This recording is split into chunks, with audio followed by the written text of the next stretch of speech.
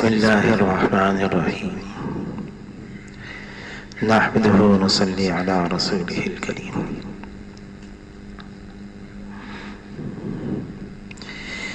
اللہ تعالیٰ نے اس دنیا کو آزمائش کی جگہ بنایا ہے۔ مختلف انداز سے، مختلف حالات سے اللہ تعالیٰ ہمیں گزروا کر ہمیں آزماتے ہیں۔ ان ساری آزمائشوں کا مقصود کیا ہے؟ ان ساری آزمائشوں کا مقصود اللہ کی طرف متوجہ رہنا اور اللہ کی معیت کو حاصل کرنا ہے۔ ایمان والے پر تو آزمائش آئیں گی، ضرور آئیں گی۔ اللہ تعالیٰ کلام پاک میں فرماتے ہیں، جس کا مفہوم ہے ہم تمہیں آزمائیں گے اور ضرور آزمائیں گے۔ کبھی خوف سے، کبھی بھوک سے، کبھی مال کے نقصان سے، کبھی جان کے نقصان سے، کبھی پھلوں کے نقصان سے، اور پھر اللہ یہ بھی فرماتے ہیں خوشخبری سنا دو صبر کرنے والوں کو، اور جو کہتے ہیں انا للہ و انا الیہ راجعون، ہم تو اللہ کی طرف سے ہیں اور اللہ ہی کی طرف لوٹ کر جانے والے ہیں۔ سب سے زیادہ آزمائشیں، ابتلا، مشقتیں سب سے زیادہ انبیاء علیہ السلام پر آئی ہیں، اور جو جتنا ان کے قریب ہوگا اس پر آزمائشیں آتی چلی جائیں گی۔ فرمایا جو اللہ اور اللہ کے رسول سے محبت رکھتا ہے وہ مصائب کے لیے ایسے تیار ہو جائے جیسے ڈھلان پہ سے پانی آتا ہے۔ حضور صلی اللہ علیہ وسلم نے فجر کی نماز پڑھائی۔ ایک صحابی اٹھے وہاں سے، عشاء کی نماز کے بعد آئے، مٹھی بھر کھجورے لے کر آئے۔ عرض کیا اے اللہ کے رسول، میں نے فجر کی نماز آپ کے پیچھے پڑھی، میں نے آپ کے چہرے پر فاقے کے آثار دیکھے کہ کئی دنوں سے آپ نے کچھ کھایا نہیں۔ میں دن بھر آج مزدوری کرتا رہا، مزدوری میں نے یہ مٹھی بھر کھجوریں کمائی ہیں اور یہ آپ کے لیے ہیں۔ تو حضور صلی اللہ علیہ وسلم نے پوچھا تم کو مجھ سے محبت ہے؟ عرض کیا اللہ کے رسول بڑی محبت ہے۔ فرمایا پھر مصائب کے لیے تیار ہو جاؤ، فرمایا مصائب کے لیے تیار ہو جاؤ۔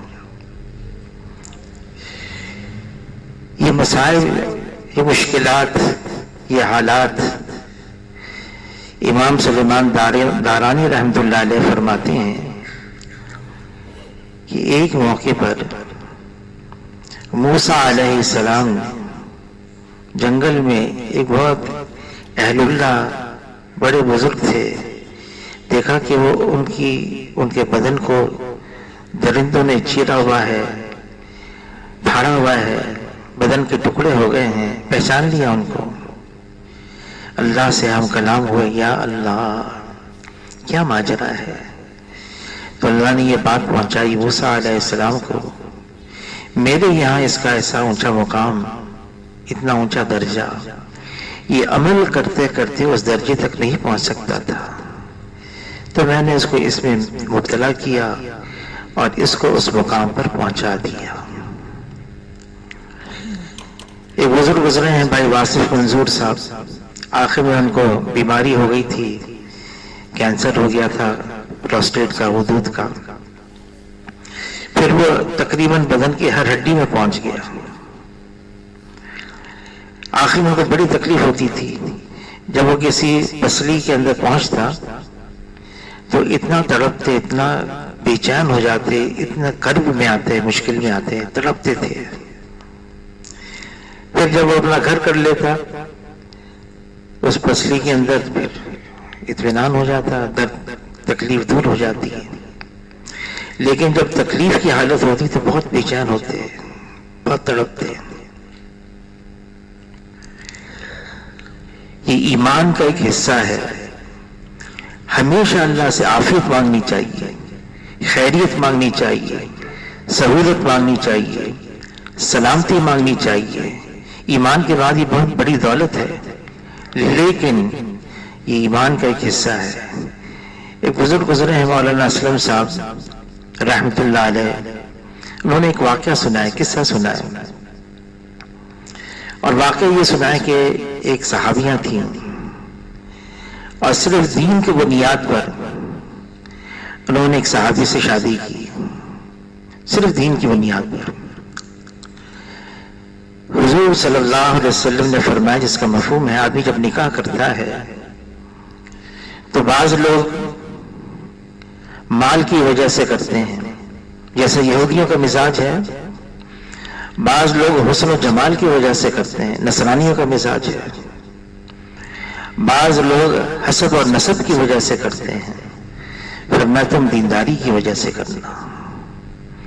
دینداری کو بنیاد بنا کے شادی کی. کوئی وقفہ گزرا، بڑی خدمت کی اپنے شوہر کی. شوہر ایک دن خوش ہو کر اپنی بیوی کی خدمت سے فرمانے لگے، مانگو کیا مانگتی ہو. خوش ہو گئے، بڑی خدمت کی. بیوی نے کہا میں طلاق مانگتی ہوں. اور شوہر کے پاؤں کے تلے زمین نکل گئی. کیا وجہ ہوئی؟ کیا میں نے تم کو خوش نہیں رکھا؟ مجھ سے خوش نہیں ہو؟ کہا نہیں، بس میں طلاق مانگتی ہوں. تو نے ابھی تو مجھ سے کہا مانگو کیا مانگتی ہو، تو میں طلاق مانگتی ہوں. تو شوہر نے کہا اچھا ایسا کرو، یہ معاملہ حضور کی خدمت میں جا کے رکھتے ہیں. حضور صلی اللہ علیہ وسلم کے سامنے سارے حالات رکھیں گے، پھر جیسے حضور فرمائے. کہاں یہ ٹھیک ہے. گھر سے چلے، میاں بیوی ہیں، حضور صلی اللہ علیہ وسلم کی خدمت میں مسئلہ رکھنے کے لیے چلے ہیں. راستے میں شوہر کو ٹھوکر لگی، گرے، چوٹ لگی، سر میں زخم ہوا، خون نکلنے لگا. بیوی نے کہا واپس چلو. شوہر نے کہا نہیں، مسئلہ حل کروائیں. کہا نہیں، واپس چلو. کہا کوئی بات نہیں، تھوڑا سا خون ہے، تھم جائے گا، ختم ہو جائے گا، مسئلہ تو حل کروائیں.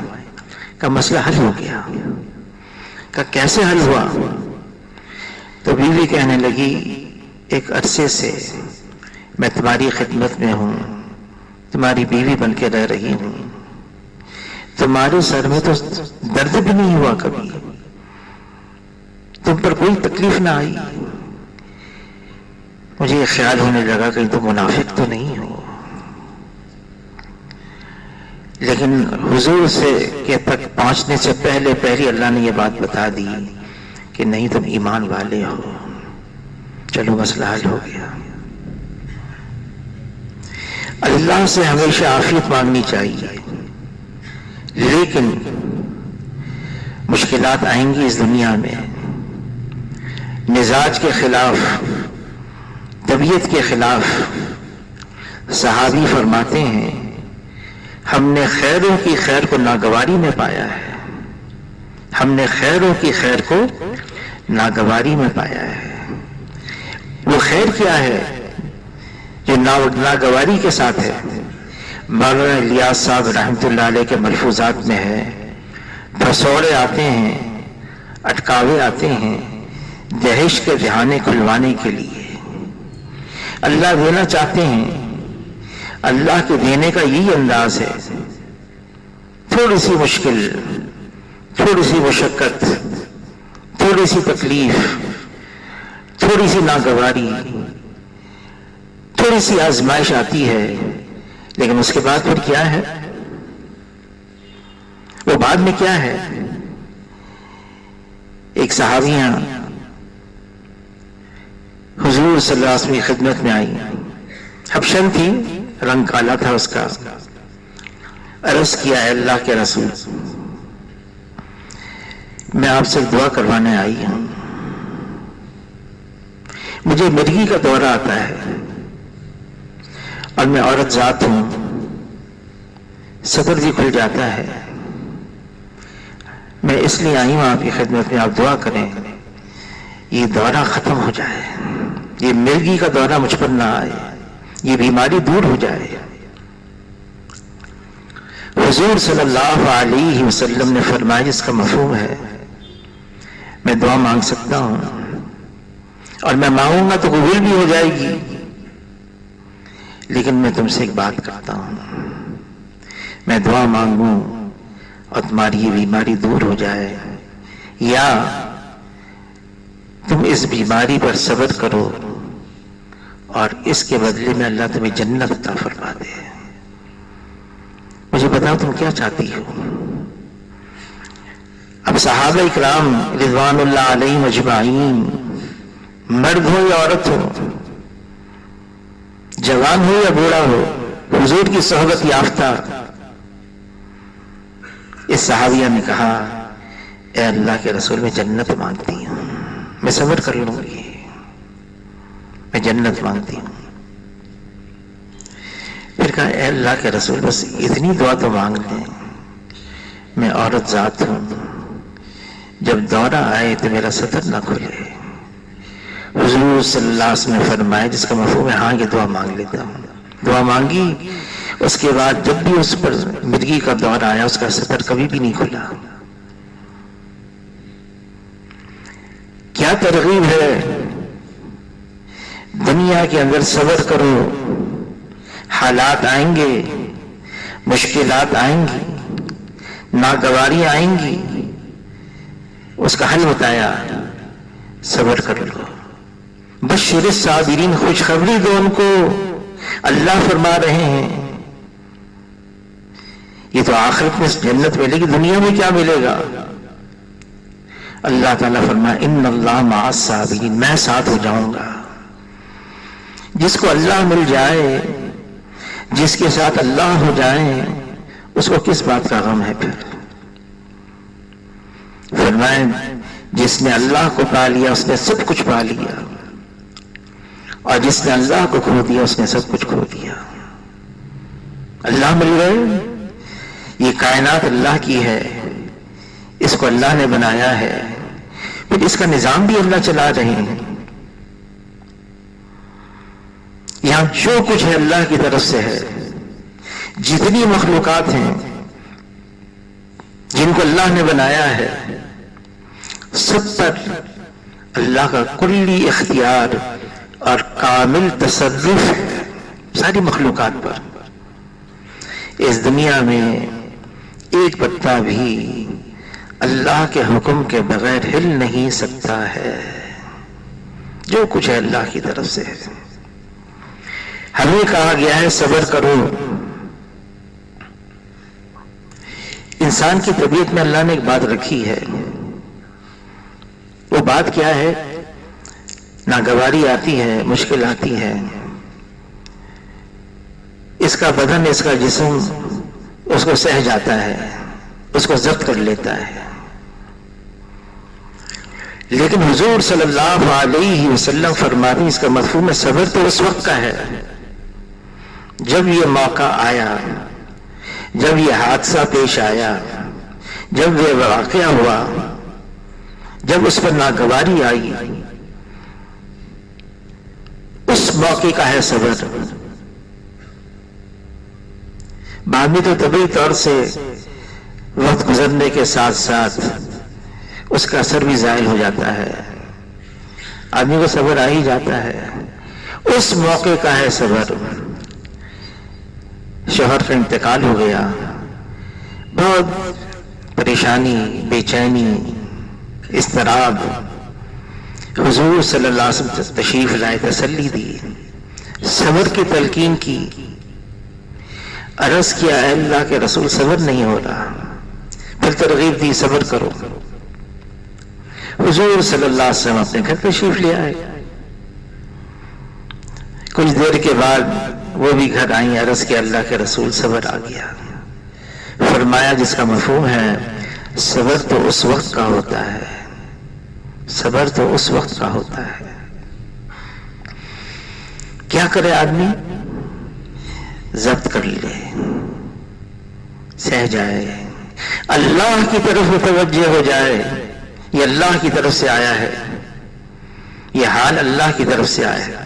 وَالْقَدْرِ خَيْرِهِ وَشَرِّهِ مِنَ اللَّهِ تَعَالَى، اللہ کی طرف سے آیا، اللہ کی طرف متوجہ ہو جائے، پھر اللہ سے دعا بھی مانگے، اے اللہ میرے لیے آسانی کر دے، میری اس مشکل کے وقت میں میری مدد فرما۔ جب آدمی اللہ سے دعا مانگتا ہے، متوجہ ہو جاتا ہے، پھر اللہ تعالیٰ اس کے اندر وہ حوصلہ بھی دے دیتے ہیں، یہاں صبر۔ مفتی شفیع صاحب رحمۃ اللہ نے لکھا ہے صبر کی اقسام ہیں۔ ایک تو کوئی مصیبت آ گئی، پریشانی آ گئی، مشکل آ گئی، ایسے حالات پیش آ گئے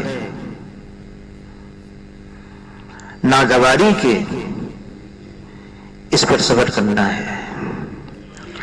اور اللہ تعالیٰ فرماتے وَاسْتَعِينُوا بِالصَّبْرِ وَالصَّلَاةِ، اعانت حاصل کرو، مدد حاصل کرو، صبر کے ساتھ، نماز کے ساتھ۔ کسی کا انتقال ہو گیا، اب کیا کرنا ہے؟ عباس رضی اللہ تعالیٰ عنہ، ان کے ایک صاحبزادے، ان کو خبر ملی کہ آپ کے بھائی کا انتقال ہو گیا۔ سواری پر سوار تھے، نیچے اترے، باوضو تھے، نماز پڑھی، دعا مانگی، اور فرمایا میں نے وہ کیا جو حضور صلی اللہ علیہ وسلم نے فرمایا کرنے کو۔ کوئی مشکل آ جائے، نماز پڑھو، اللہ کی طرف متوجہ ہو جاؤ۔ کوئی مصیبت آ گئی، اب آدمی کوئی ایسے الفاظ بھی ادا نہ کرے، اپنی زبان سے کوئی مصیبت آ جائے۔ بعض اوقات آدمی ایسا کچھ کہہ دیتا ہے کہ وہ کفر کے الفاظ ہوتے ہیں، اللہ ہم سب کی حفاظت فرمائے۔ بہت احتیاط کی ضرورت ہے، یہ اللہ کی طرف سے حال آیا ہے، ہمیں وہ کرنا ہے جو حضور صلی اللہ علیہ وسلم نے ہم سے فرمایا کرنے کو، یا خود کیا ہے۔ حضور صلی اللہ علیہ وسلم کی تقریباً ساری اولاد ان کے سامنے چلی گئی تھی۔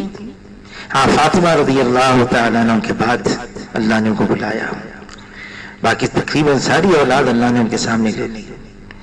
حضور صلی اللہ علیہ وسلم امت کے سامنے ایک نمونہ پیش کیا، صبر کرو، اللہ کی طرف متوجہ ہو جاؤ۔ مصیبت آ گئی، ایک قسم یہ ہے صبر کی، ایک قسم صبر کی یہ ہے آدمی کے اندر گناہ کا جذبہ پیدا ہو رہا ہے،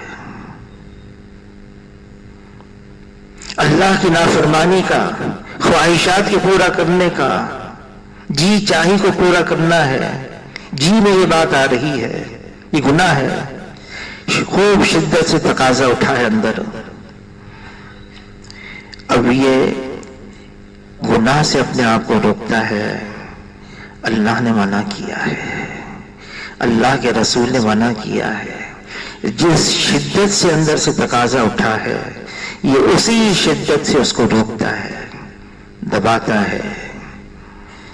یہ صبر ہے،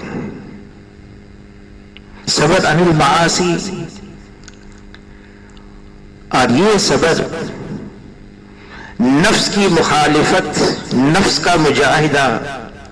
علی رضی اللہ تعالیٰ عنہ فرماتے ہیں نفس کی مخالفت کرنا یہ بہترین عبادتوں میں سے ایک عبادت ہے۔ نفس کی نہیں ماننی، میں نفس کی مخالفت کروں گا۔ یہ نفس امارہ ہے اندر، جو بھاگتا ہے انسان کو گناہوں پر، نافرمانی پر، دوسروں کے ساتھ مقابلہ کرنے پر، انتقام لینے پر، حسد، بغض۔ یہ ساری چیزوں کو دبانا ہے. اور کیوں دبانا ہے؟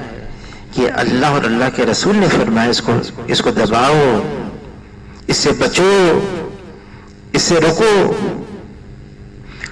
اور اللہ نے کوئی ایسا حکم ہمیں نہیں دیا ہے جو ہمارے اختیار سے اوپر ہو یا باہر ہو یا اونچا ہو. اللہ نے جتنے ہمیں احکامات دیے ہیں، حضور صلی اللہ علیہ وسلم کے جتنے طور طریقے ہیں، اللہ نے اس کی استعداد بھی ہمارے اندر رکھی ہے، وہ ہم کر سکتے ہیں. بس یہ ہے اس کو بروئے کار لے کر آنا ہے، اس کو اوپر لے کر آنا ہے، نفسانیت کو دبانا ہے. حضور صلی اللہ علیہ وسلم فرماتے ہیں، جس کا مفہوم ہے کوئی شخص اس وقت تک مسلمان ہو نہیں سکتا جب تک کہ اس کی خواہشات اس دین کے تابع نہ ہو جائے جس کو میں لے کر آیا ہوں. مسلمان ہونے کے لیے ضروری ہے اپنی منمانی کو روکا جائے، خواہشات کو دبایا جائے. بلکہ فرمایا من قال لا الہ الا اللہ مخلصا دخل الجنہ، جس نے اخلاص کے ساتھ لا الہ الا اللہ کا اقرار کر لیا جنت میں جائے گا. صحابہ نے پوچھا قیل وما اخلاص ہوا، کلمے کا اخلاص کیا ہے؟ فرمایا اللہ کی حرام کردہ چیزوں سے آدمی روک لے، اپنے آپ کو بچ جائے، اپنے کو روکے. یہ صبر ہے. ایک تیسری قسم کا بھی صبر ہے. وہ صبر کیا ہے؟ فرمایا اطاعت، اللہ کی فرما برداری، حضور صلی اللہ علیہ وسلم کے طور طریقے، ان کو اپنانا، ان کو اختیار کرنا. ان میں بھی آدمی کی طبیعت پر بوجھ ہوتا ہے، بار ہوتا ہے. مثال کے طور پر بعض کے لیے فجر کی نماز پڑھنا بہت مشکل ہے. نیند ہے، نیند اتنی پیاری ہے، سردی کا زمانہ ہے، گرم بسترا ہے، لحاف ہے، رضائی ہے، کمبل ہے. اب حکم آ گیا اللہ کا، نماز پڑھنی ہے، جی کے خلاف کرنا ہے، اللہ کے حکم کو پورا کرنا ہے، جانا ہے. فجر کی نماز مولانا یوسف بن نوری صاحب رحمۃ اللہ علیہ جب یہاں پر آ گئے مدرسے کے اندر، تو یہاں تو پہلے چٹیل میدان تھا، اور پہلے حب سے انہوں نے وہاں بوریاں لگائی تھی، بانس لگائے تھے، لوگوں کے لیے بیت الخلاء کا انتظام کیا تھا. یہاں پر انہوں نے وہی بانس لے کر آ گئے، ٹاٹ کے کپڑا لے کر آ گئے، قادیانی کی ٹرے رکھ دی تھی، سیوری سسٹم تو تھا نہیں. تو وہ تہجد کے وقت اٹھتے مولانا یوسف بن نوری صاحب رحمۃ اللہ علیہ، اور ساری جتنی ٹرے تھی ان کو خالی کرتے ایک بوری کے اندر. پھر یہاں علامہ اقبال لائبریری ہے، وہاں پر ایک کچرا کنڈی تھی، تو وہاں جاتے اور ساری بوری کو وہاں پر پھینک کر آتے. پھر گھر جاتے، نہا دھو کر صاف کپڑے پہنتے. پھر ان کے ہاتھ میں چھڑی ہوتی. پھر وہ طلبہ تھے، وہ بھی سیدھے سادھے بوریاں لگا ہوا تھا، اس پر وہ سوئے ہوتے تھے، اور ان کو اٹھاتے فجر کی نماز کے لیے. اور فجر کی نماز کے لیے ان کا طریقہ کیا تھا اٹھانے کا؟ اپنی چھڑی ہی دکھاتے، مارتے نہیں تھے، دکھاتے، ڈراتے تھے، اٹھو. اور وہ ویسے ان کا روب بہت تھا. وہ سارے طلباء جلدی جلدی اٹھ کر اور وہ مسجد میں جاتے، خود فجر کی نماز کے لیے طلباء کو اٹھاتے تھے.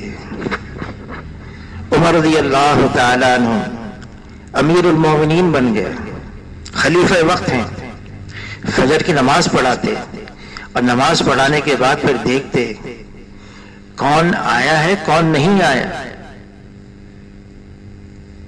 عمر رضی اللہ عنہ کے نزدیک سارے گورنروں کے نام ایک پیغام بھیجا، میرے نزدیک سب سے محترم بشان چیز نماز ہے. حضور صلی اللہ علیہ وسلم نے فرمایا جس نے نماز کو قائم کیا اس نے سارے دین کو قائم کیا، جس نے نماز کو گرا دیا اس نے سارے دین کو گرا دیا. عمر رضی اللہ تعالیٰ نے دیکھا کون نہیں ہے، جوان صحابی سلمان دیکھا نہیں ہے. گھر پہنچ گئے، ان کی والدہ کہاں ہے بھائی سلمان؟ کہ ساری رات نوافل پڑھتے رہے، عبادت کرتے رہے ساری رات، صبح کے وقت آنکھ لگ گئی۔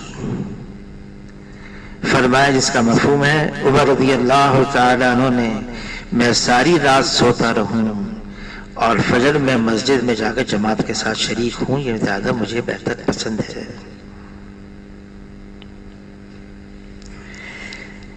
نماز کے لیے آدمی اپنے آپ کو نکالے اٹھائے۔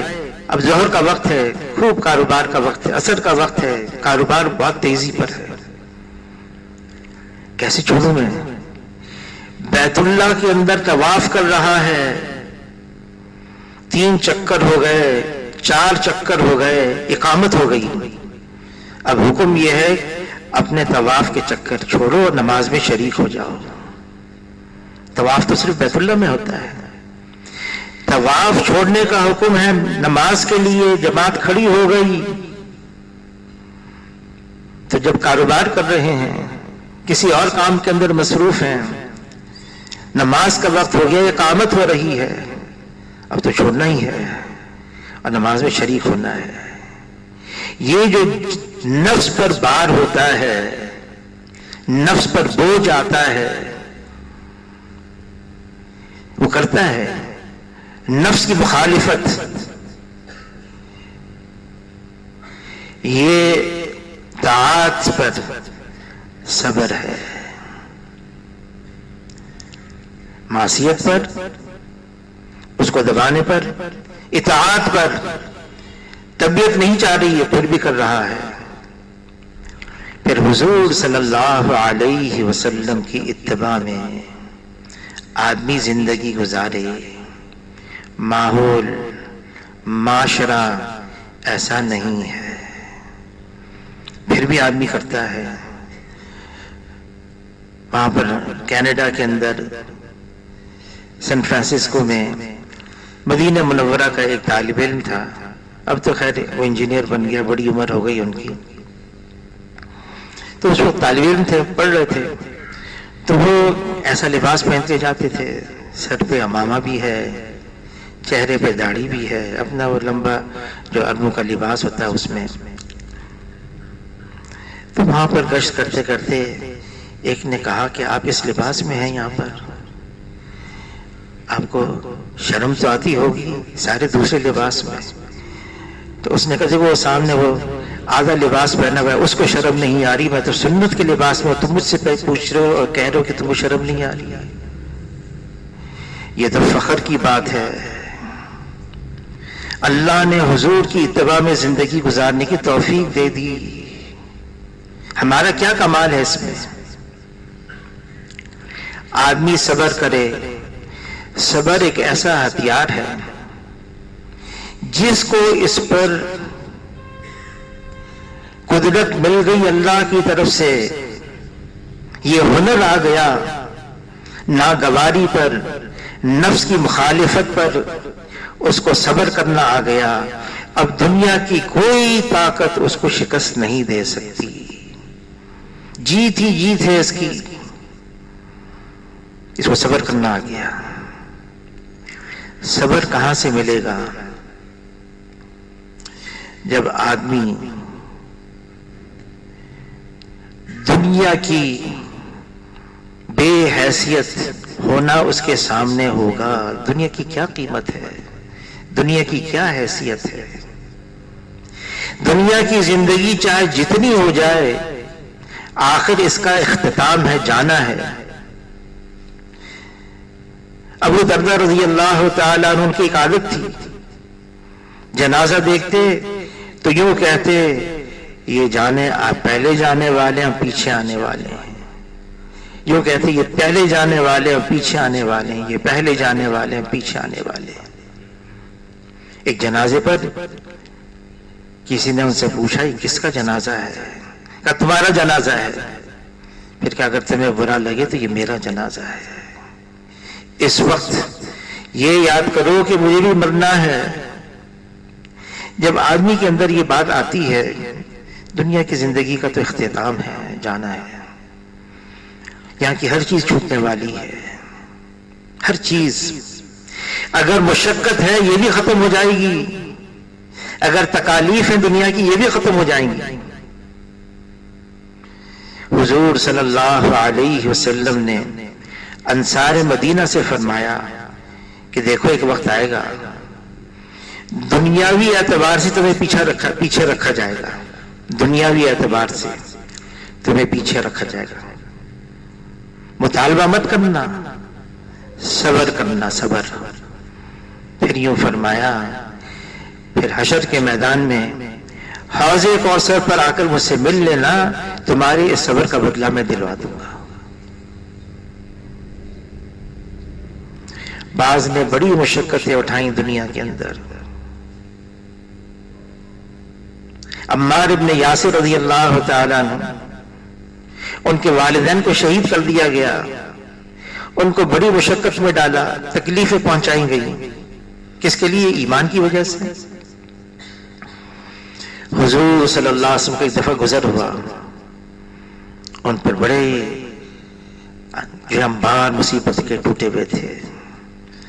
فرمایا صبر کرو، صبر کرو، صبرن یا آل یاسر، میں تم سے وعدہ کرتا ہوں جنت کا، میں تم سے وعدہ کرتا ہوں جنت کا. پھر مدینہ منورہ سے، پہلے اس کا نام یثرب تھا، جب بنا میں آئے 72 لوگ، اور انہوں نے کہا اے اللہ کے رسول، ہم آپ کو اپنے ساتھ لے کے جائیں گے، ہم آپ کی حفاظت کریں گے، ہم آپ کی بات کو سنیں گے، لیکن اس کے بدلے میں ملے گا کیا ہمیں؟ حضور صلی اللہ علیہ وسلم نے فرمایا جس کا مفہوم ہے اس کے بدلے تمہیں جنت ملے گی. دنیا کا کوئی وعدہ نہیں کیا، اس کے بدلے تمہیں جنت ملے گی. لیکن صبر کرنے پر جب دنیا میں اللہ مل گئے تو پھر غم کس بات کا ہے؟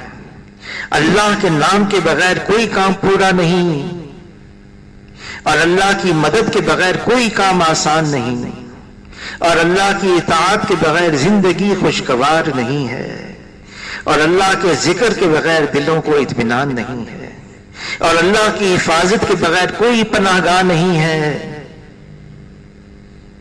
ہم دنیا میں سوچیں، اللہ تعالیٰ کلام پاک میں فرما رہے ہیں وَمَنْ أَعْرَضَ عَنْ ذِكْرِي فَإِنَّ لَهُ مَعِيشَةً ضَنْكًا.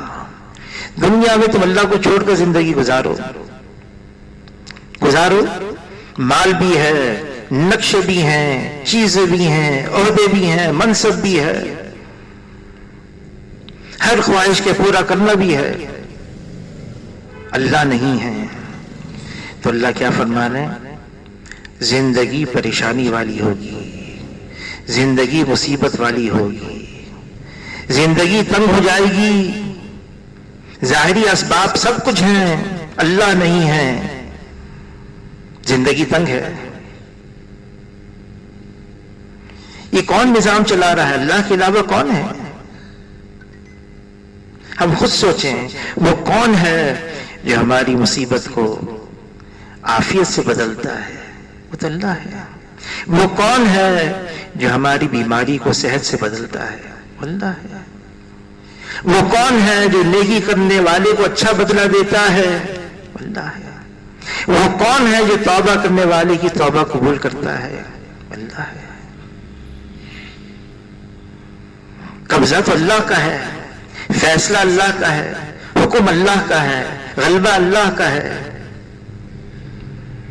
جب سارا نظام اللہ کے قبضے قدرت میں ہے تو اپنی خواہشات کو، اپنے تقاضوں کو، اپنی نفسانی ضروریات کو قربان کر کے آدمی اللہ کی منشا کو سامنے رکھ کر، مرضی کو سامنے رکھ کر، احکامات کو سامنے رکھ کر زندگی گزارے، خوشگوار ہو جائے گی زندگی. ورنہ کیا ہے؟ زندگی بہت پریشان کن ہوگی. جب کوئی حالات آتے ہیں نا، حالات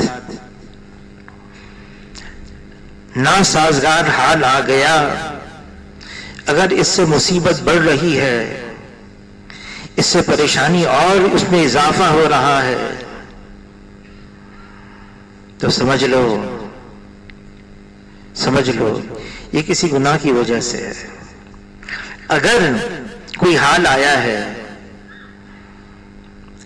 ناسازگار حال آ گیا، اس سے اللہ کی طرف ہم متوجہ ہو رہے ہیں، رجوع الی اللہ پیدا ہو رہا ہے،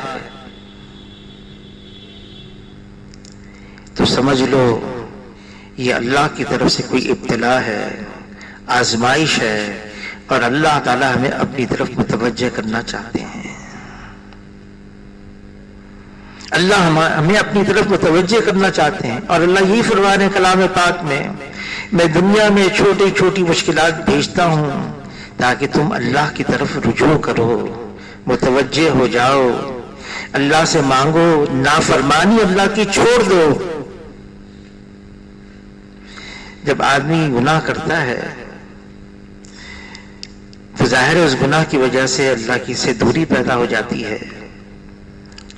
جب انسان کوئی اللہ کی نافرمانی کرتا ہے، اللہ اور بندے کے درمیان کوئی پردہ آ جاتا ہے، لیکن اللہ پھر بھی نہیں چھوڑتے.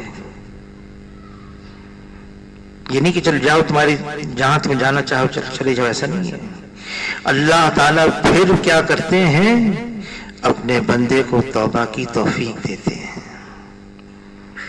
اندر ایک جذبہ پیدا کرتے ہیں، میں نے غلط کیا. یہ نفس لوامہ جس کی اللہ نے قسم کھائی ہے، کلام پاک میں وہ نفس لوامہ کیا ہے؟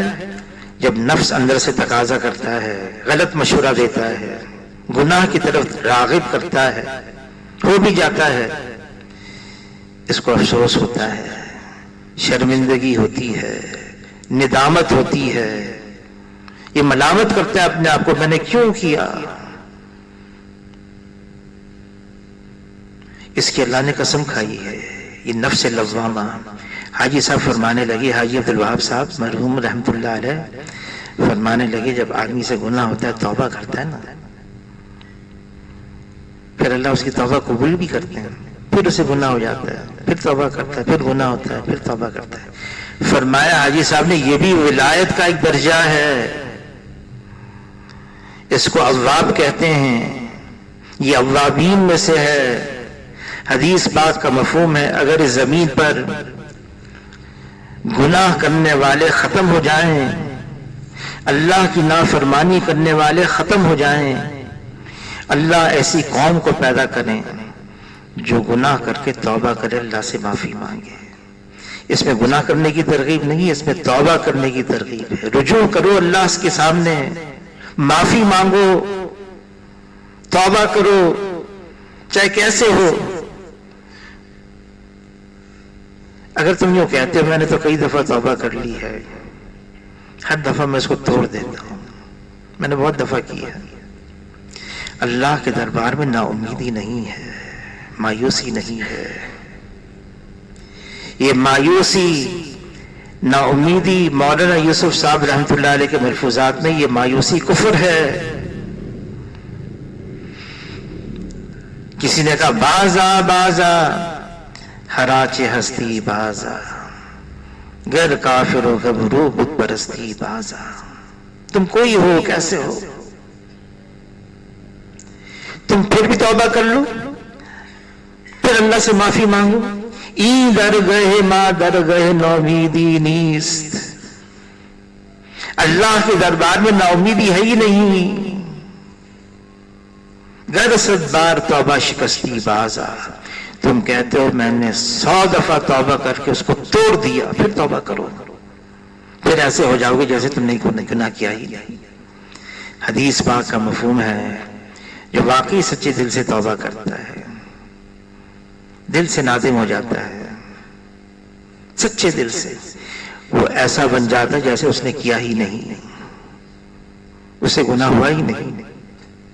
مثال دی، پیالی ہے، پیالی ٹوٹ جاتی نا، پہلے اس میں جوڑ لگاتے تھے، جوڑ لگا دیا، سلیس ہے یا کوئی اور چیز، تو وہ نشانی نظر آتی تھی، یہ ٹوٹی پیالی، اس کو جوڑا ہے. جب گناہ کر کے آدمی توبہ کرتا ہے، وہ نشانی کو بھی اللہ مٹا دیتے ہیں. جن فرشتوں نے لکھا اسے بھلا دیتے ہیں. جس پر لکھا گیا اس کی نشانی مٹا دیتے ہیں. وہ ایسا ہو جاتا جیسے کیا ہی نہیں. بس یہ ہے آدمی تقاضا اٹھے اندر سے, اس کو دبائے, اپنے آپ کو ڈھیلا نہ چھوڑے. میں مجبور ہوں کیا؟ نہیں, ایسی بات نہیں ہے. اللہ نے ہمیں مجبور بنایا نہیں اس اعتبار سے اتنا وزن رکھ دیا کہ ہم اٹھا نہ سکیں, ایسا نہیں ہے. اتنا ہی بوجھ رکھا ہے جتنا اٹھا سکتے ہیں. ہاں ہم کمزور ہیں, ضعیف ہیں, نفس ہے, شیطان بھی ہے. شیطان راندہ درگاہ ہوا. ابلیس جاتے جاتے کہہ گیا اے اللہ آپ کی عزت کی قسم, آپ کے جلال کی قسم, میں آپ کے بندوں کو بہکاؤں گا, گمراہ کروں گا. اور اللہ نے بھی قسم کھا لی, میری عزت کی قسم, میرے جلال کی قسم, میرے بندے معافی مانگتے رہیں گے, میں ان کو معاف کرتا رہوں گا.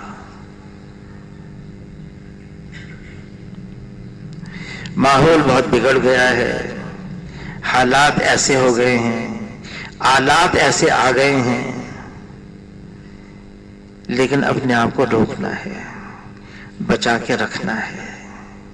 اللہ سے دعا بھی مانگنی ہے, مانگنا ہے اللہ سے. علی رضی اللہ تعالیٰ کو دعا سکھائی, مانگو اللہ سے, اللہم ارحمنی بترک المعاصی ابدا ما ابقیتنی. اے اللہ رحمت کی چادر مجھ پر ڈھانپ دے, میں ہمیشہ کے لیے گناہ کرنا چھوڑ دوں. ہم نفس کی مخالفت کرنا سیکھیں, پھر اس پر جو تلواریں چلتی ہیں نا اپنے اوپر, آرے چلتے ہیں آرے, اس کو ضبط کرنا, اس کو صبر کرنا سیکھیں ہم. کہ ٹھیک ہے نفس پر بہت بوجھ آ گیا, نفس بہت دب گیا, اور نفس پر بہت وار آئے, کوئی بات نہیں, یہ وقت بھی گزر جائے گا, اور گزر رہا ہے, وقت میں ٹھہراؤ نہیں ہے. پھر تو اللہ کی یہاں حاضری ہے, پیشی ہے, حساب دینا ہوگا. بتاؤ کیسے گزاری زندگی کو, زندگی کے ایک ایک لمحے کا حساب. بلکہ اللہ تعالیٰ تو کتاب ہاتھ میں پکڑوا دیں گے, جاؤ تمہارا نامہ اعمال ہے, تمہارے ساری زندگی کا ریکارڈ ہے یہ, خود پڑھو اس کو اور اپنا محاسبہ خود کرو, پھر خود دیکھ لو کیا ہے. ہر ایک کو اپنے اپنے ہاتھ میں دے دیا جائے گا کتاب, یہ تمہارا ریکارڈ ہے, نامہ اعمال ہے, پڑھ لو اس کو. موقع آج ہے, اب موقع ہے, اب ہم کر سکتے ہیں. یہ موقع ایسا نہ ہو کہ ہاتھ سے نکل جائے.